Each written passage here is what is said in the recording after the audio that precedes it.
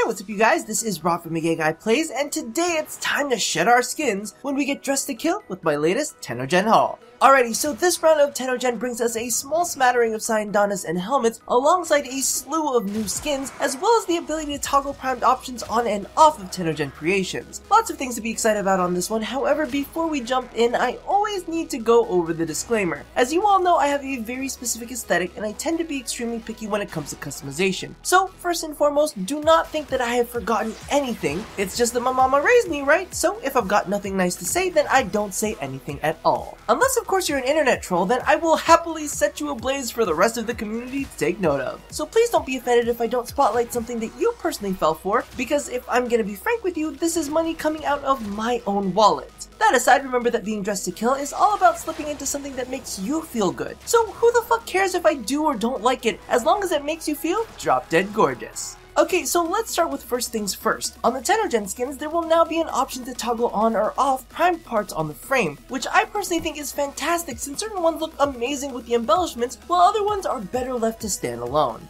Alrighty, now let's jump into the juicy bits. The only helmet that I picked up this time around was the Hydroid Rorqual by Rekkou. Now this one is really interesting because I almost feel like this makes Hydroid look younger, which is really weird because I didn't realize that I had subconsciously attached an age to him. However, this does add what looks like the back tails of a bandana to the helmet, which does still fit within his pirate theme. Now I did want to slip in an honorable mention. Aside from the fact that the Aureolus Helmet by Artarrwen for Limbo is currently a bit bugged and has been slated for a fix within the next update, it also gets rid of the button nose that I really like on Limbo. However, I know for a fact that this is going to be a massive hit in the community, especially for those that love the Plague Doctor look. Next up, the only Syandana that I picked up this round is admittedly one that I'm not planning on using too often. The Arcturus Syandana by FrellingHazmot is a bit too over the top for me. However, it is one of those statement pieces, kind of like the Pirate and the Pirate Prime Syandana, that are absolutely gorgeous and just something that I felt needed to be in my collection. For those of you who want to bring something eye-catching to the battlefield, this one is definitely for you. I think my only feels bad moment on this one is the fact that I thought that the effect would be more fiery and intense, but nonetheless, it's a total showstopper.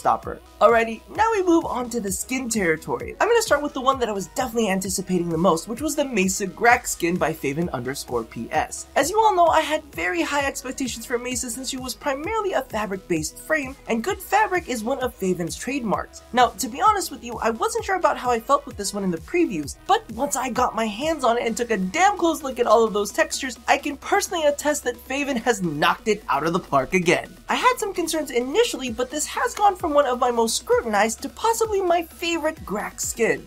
Moving along, we've got the Saryn Integra skin by Cheshire. Honestly, I am still up in the air about this one. It's highly faceted and super detailed, almost verging on too detailed, especially around the neck and the helmet area. However, the metallic bits definitely remind me of the new Wonder Woman armor, and I am all about it. I especially love the metallic thorn on the hip and the spininess of the helmet. Cheshire has always been very good at that style, so definitely check this one out, especially if you like Valkyr's cheetah helmet. Now, this next one has got me all kinds of confused. I'm not sure if I like it or not because sometimes I love it and other times it feels like it's too much, but regardless of what end of the spectrum I'm on, Mirage Morgaine Skin by Artarrwen definitely makes a statement. Personally, I can't decide if I feel like it's over-designed or if it just beautifully captures Mirage's celebratory nature. She almost feels like she belongs in a carousel or like she's a royal court jester during a fancy dress ball. Whether that's a good or bad thing, that is up for you to decide.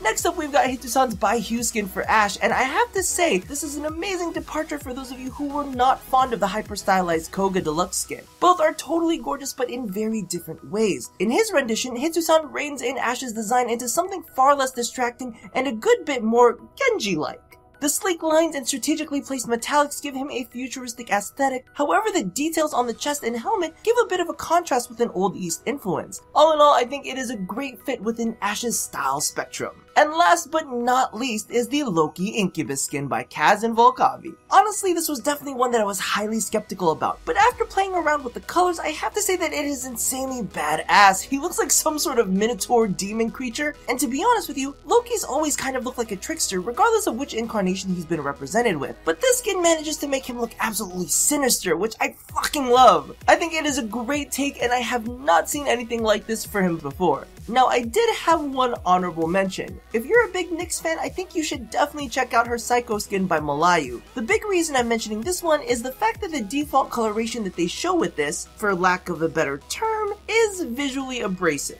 And I'm not trying to be mean, but it doesn't necessarily do the skin justice whatsoever. In all honesty, I may end up picking this one up eventually, but I just went through a whole spiel of not necessarily connecting with Nyx or Vauban, so that is the story behind that. Regardless, that brings this episode to an end. Let me know what you guys think about this round of Tennogen. Are you feeling that Mirage Morgaine skin? How do you like Loki's new incarnation? And does the default coloration on the preview skin have any effect on whether you give this skin a chance or not? Toss all of your feels in the comments below.